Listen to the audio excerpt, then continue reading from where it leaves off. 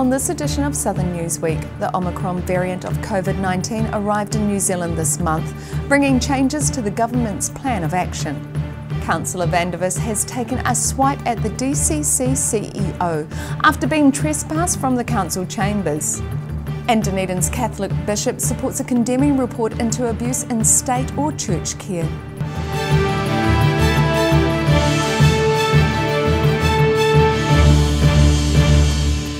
Kia ora, good evening, I'm Melissa Barton. As the Omicron variant of COVID-19 rapidly spreads around the world, the New Zealand government has introduced a raft of measures to try and slow it down here. Quarantine-free travel has been grounded, the gap for booster jabs has been shortened, and the vaccination schedule for under 12-year-olds has been announced. Just as international travel was getting off the ground again, it's been grounded. Air New Zealand is slashing back its Trans-Tasman schedule following the government's decision to push out the phased reopening of our borders until the end of February. We know that this delay will be disappointing news for those who have booked travel or who are expecting arrivals from Australia. But with the march of Omicron and New South Wales now expecting to be recording 25,000 cases a day by the end of January, opening the border in mid-January, as planned, simply presents too high a risk at this point. Air New Zealand has cancelled quarantine-free flights from Australia to New Zealand from the 17th of January to the 28th of February next year. There will be limited international flights linked to MIQ spots. Meanwhile, MedSafe has approved the vaccination of 5 to 11-year-olds. Southern DHB COVID-19 vaccine rollout incident controller Carl Metzler says they're keen to get youth vaccinations underway as soon as possible. Good robust plans. I think we're trying to target some of those 5 to 11s during the holidays and avoid the back to school rush and chaos that goes with that. Another change announced yesterday was reducing the gap needed to receive a booster shot from 6 months to 4. However, the shortened requirement doesn't come in until January, causing frustration at some pharmacies as people tried to get a booster early. In Dunedin, the South Today. Dunedin City Councillor Lee Vandervis has taken a swipe at the CEO of the DCC over the way he was served with a trespass notice earlier this month. 2 police officers handed him the notice at home after his protest over the council's vaccine pass policy. Video released by Dunedin City Councillor Lee Vandervis of his recent attempt to attend a regular council meeting. Vandervis, who is unmasked and has no vaccine passport, barged past 2 security officers to head for the scheduled Dunedin City Council meeting on December the 7th. Do you have a vaccine pass? No, then you can't go in. Well, I go. So you can't come in. Well, that's where you're wrong. Get your legal advice right. 2 hours later, he emerged, speaking outside to a couple of supporters. It was very, very quiet. It's one of the most peaceful meetings I think I've ever attended. Councillor Vandervis posted the video on social media over the weekend, attracting a range of positive and negative comments. DCC Chief Executive Sandy Graham says the decision to issue the trespass notice wasn't made lightly. She insists the council has a duty under the Health and Safety at Work Act to protect staff, the public and elected members. However, elected members who cannot produce a pass can still attend meetings remotely using a Zoom link. A video setup was made available for Councillor Vandervis to fulfil his duties remotely, but the screen and chair have remained empty. Vandervis also shared footage of police visiting him at home in his Facebook video, where he was issued with the council trespass notice. I'm an elected representative. It's my duty and obligation to show up for meetings as prescribed. In public posts, Councillor Vandervis claims the DCC CEO was just indulging further intimidation by getting 2 police officers to deliver the notice, when any DCC employee could have done so. The DCC requires a vaccine pass to be produced for entry into council buildings under the orange setting of the government's COVID-19 traffic light system. However, it's understood the document Vandervis uses to argue against COVID-19 vaccine passes has since been revised by the Ministry of Health. In Dunedin, the South Today. One Canterbury town felt the effects of last week's flooding. In the small coastal town of Le Bons Bay in the eastern Port Hills near Akaroa, residents knew they were in for rain. but they weren't ready for what happened next. Completely washed away. Unseasonal high rainfall caused the Labon stream to rise rapidly early last night. By 7:30 p.m, several households in the small community were being evacuated by the local fire brigade. Resident and evacuee Katrina Jones says her night was intense. Well, it came up really fast actually. We were just watching the stream and it just came up super fast, and then you could start hearing the boulders. It was like, I thought, ooh, is that thunder? No. She says her Girl Guide training kicked in and reckons it helped save her life. Well, just sort of, Girl Guide stuff, like, what do I need to do? What have I packed? Have I got the meds? Have I got this? Have I got that? And then I realised the guys across here were still in the house, and so I used the neighbour's hose to go across the road, because it was really hard.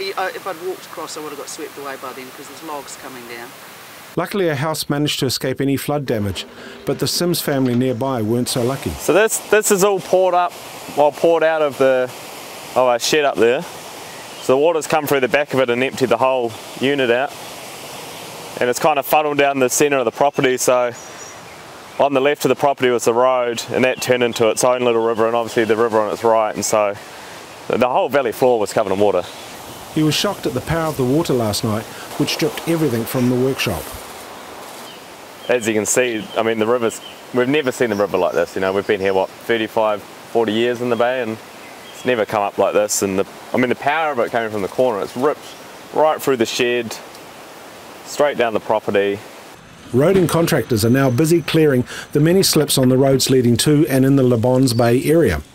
Local councils are urging motorists to take care, with a number of roads still closed or damaged. On the Port Hills, the South Today. Dunedin's Catholic Bishop is supportive of the damning report by the Royal Commission into abuse in state or church care.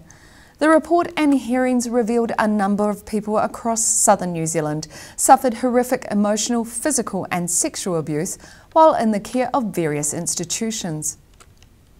Ribbons tied onto the gates of St Joseph's Cathedral to remember victims of abuse in church or state care remained there 3 years after they were first tied.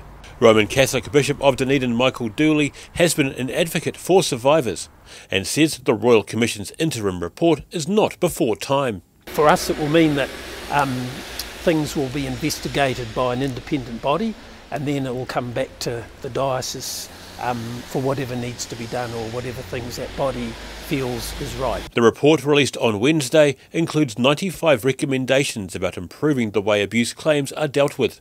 The current system has been slammed as unquestionably failing survivors. Among the recommendations is a formal apology from the government and other authorities. In 2008, Pope Benedict XVI apologised to all those who had been abused in the care of the Catholic Church. Michael Dooley believes it's now time for action. Look, I think apologies are really important, but there needs to be action going with them too. So I think I don't think we should rush into apologies. I think we should make sure that it's an apology that's sort of met with action as well. The Commission has previously estimated hundreds of thousands of people could have been abused while in care between 1950 and 1999 in New Zealand. The report outlines the need for a new scheme to be established to restore the power, dignity and standing of those affected by abuse in care. Final decisions about how the new system might work are expected to be made mid-2023. In Dunedin, the South Today. Still to come on Southern Newsweek, tourism may have returned to Queenstown, but one holiday park won't be able to revel in the influx of attention. And the Dunedin City Council has cancelled one of the city's most popular events of the year.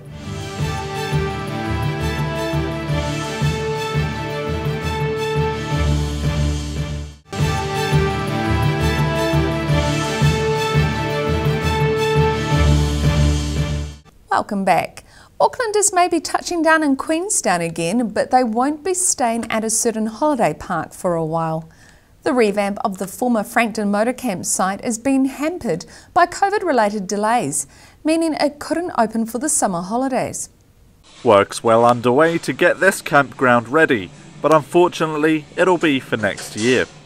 The Old Frankton Motor Camp was initially due to reopen this month after a major revamp, but that goal has now shifted to February. Driftaway Queenstown Holiday Park has a COVID-shaped target on its back, with the pandemic causing consenting hold-ups at the council and delays with getting building materials.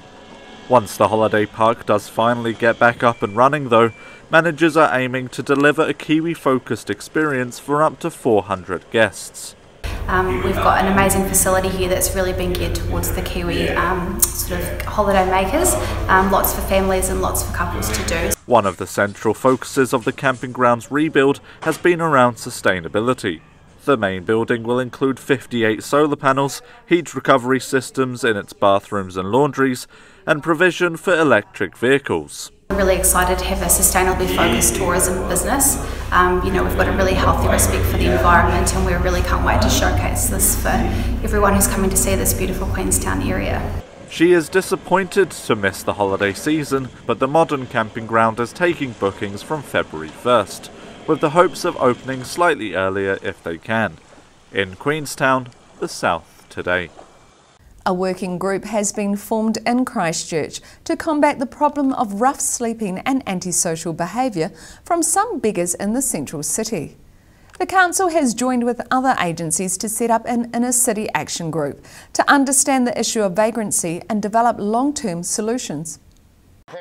Though recent warm weather and the lead up to the festive season has seen a rise in the number of beggars and rough sleepers on the streets of Christchurch. Central City Manager Paul Lonsdale is part of an action group and says rough sleepers are those that have homes but choose to sleep on the street. They want money often, and it's not for going towards food, it's for going towards often drug and alcohol to feed their addictions, which exacerbates their mental health issues. He says the number of truly homeless people in Christchurch has dropped significantly over the last few years. We see our role as to help the homeless, but we've got to define the word homeless. We only have less than 10 people that are truly homeless in the city. A year or two back we had probably about 250. It's since the Homes First program came in, the government instituted, has certainly helped a lot. Long-time streetie Mikey agrees. He recently benefited from the government's Housing First program. Yeah, I used to be homeless and sleep on Colombo Street and different places. Housing First managed to get me accommodation over in Darlington. Mikey says he doesn't ask for money, but will accept it if offered. However, he admits there's an element that do play on the kindness of others. Some of them put a homeless sign out and they're not even homeless. Yeah. That's why I won't put a homeless sign out, because I'm not homeless. Some Central City retailers have come up with innovative ways to deter rough sleepers from their doorways. Lonsdale is cautioning people not to get caught up in the festive spirit this season and to donate to local charity rather than beggars. In Christchurch, the South Today. The Dunedin City Council has made the tough decision to cancel one of Dunedin's most popular summer events. Each year the Thieves Alley Market attracts thousands of people to the centre of the city, providing a summer day out and income for many independent stallholders.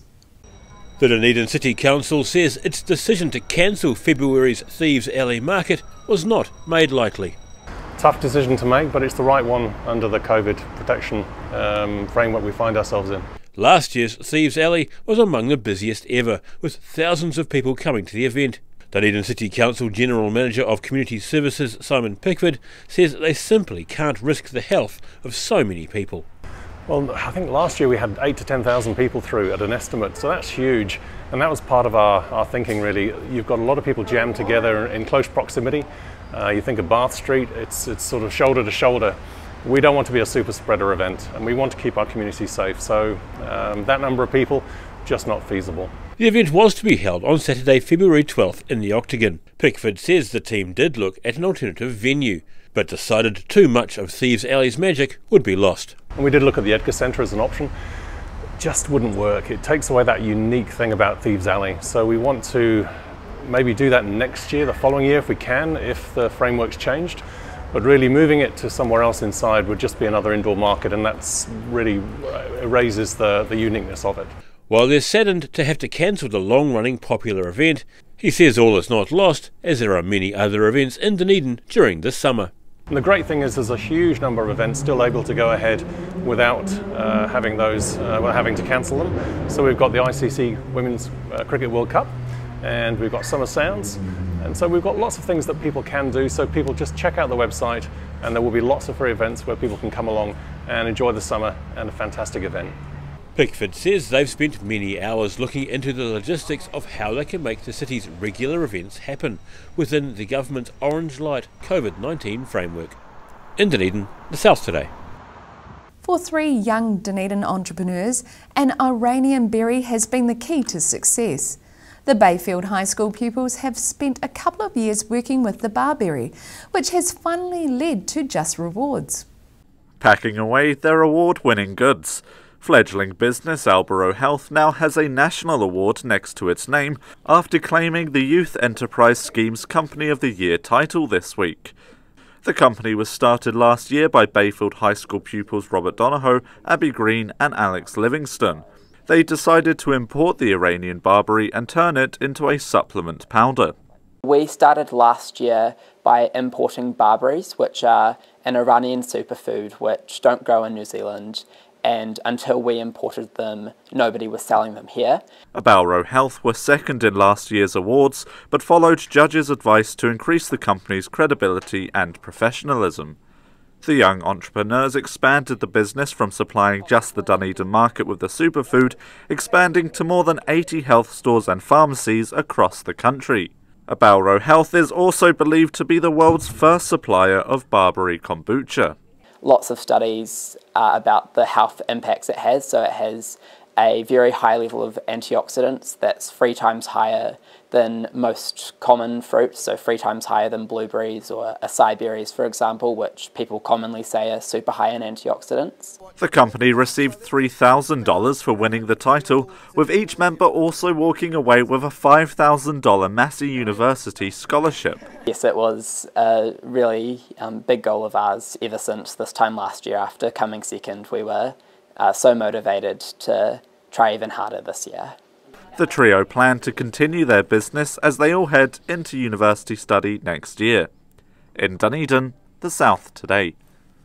Still to come on Southern Newsweek, Dunedin Police have completed Operation Santa, a mission all about giving some festive presents to those in need, and those taking a summer stroll on the beach may need to keep an eye out for some furry friends.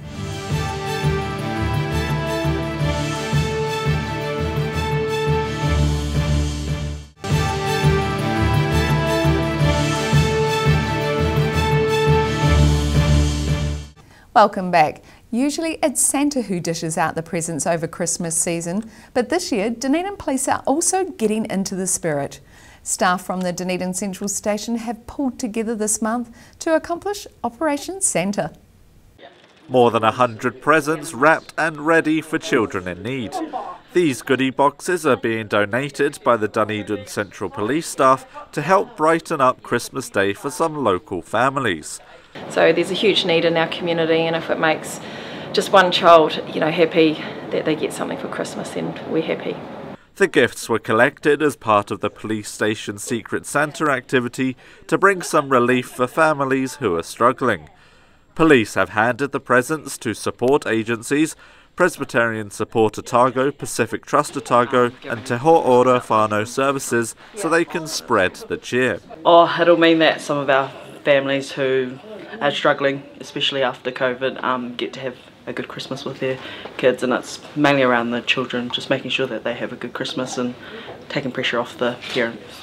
Senior Constable Walls says Operation Santa is not just good for the community, but also for the police. We attend a lot of distraught people and people in need, and a lot of the time we get a bit of a negative rap because we're seen as an enforcement agency, but to do something good like this for people in our community I think is a huge effort, and yeah, it's awesome.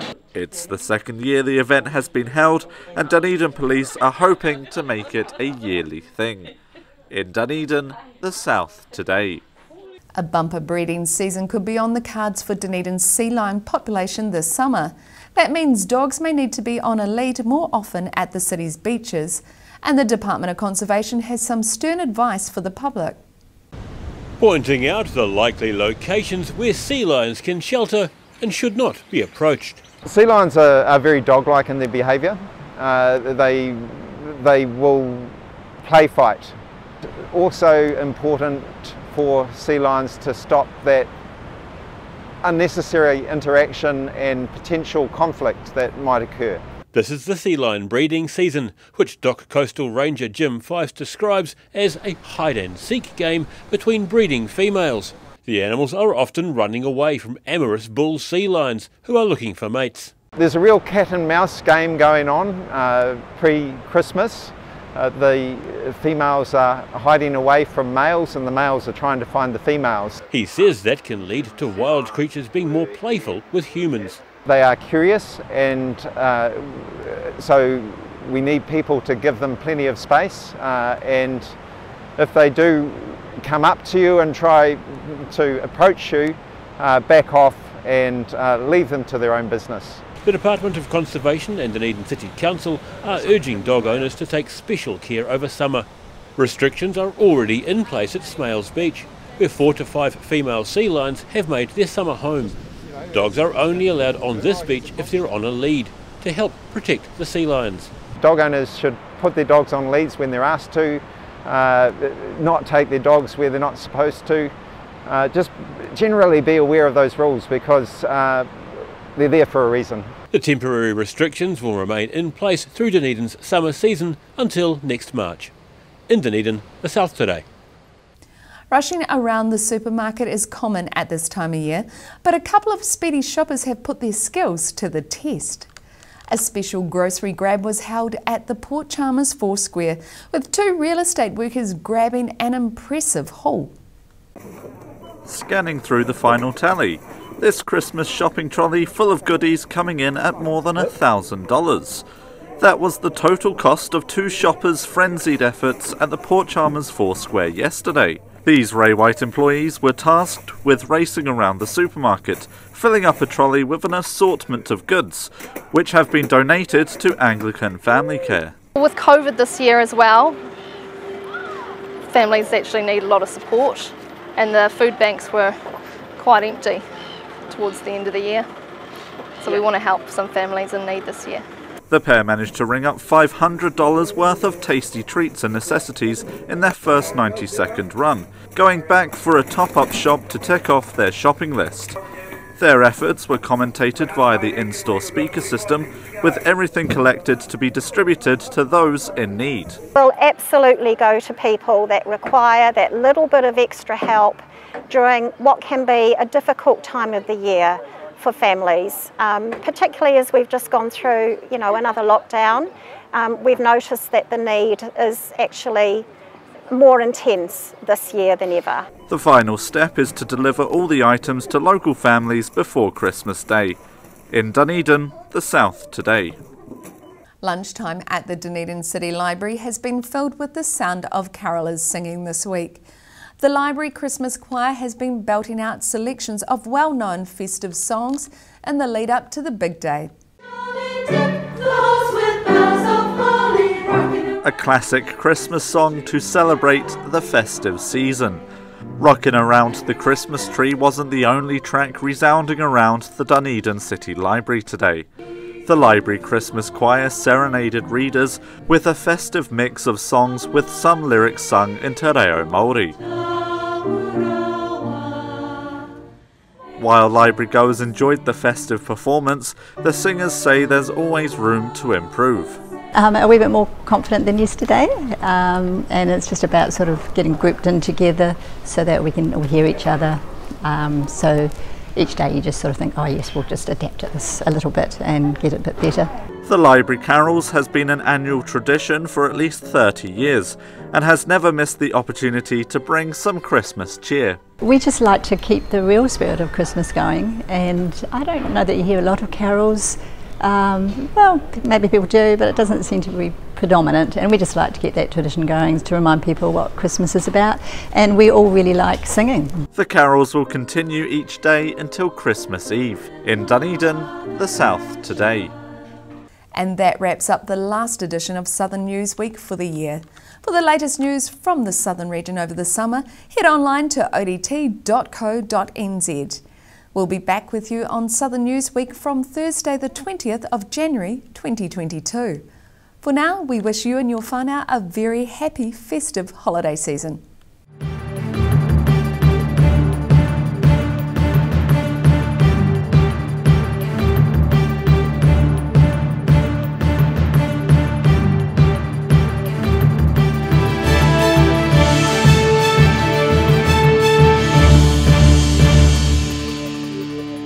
Public interest journalism funded through New Zealand On Air.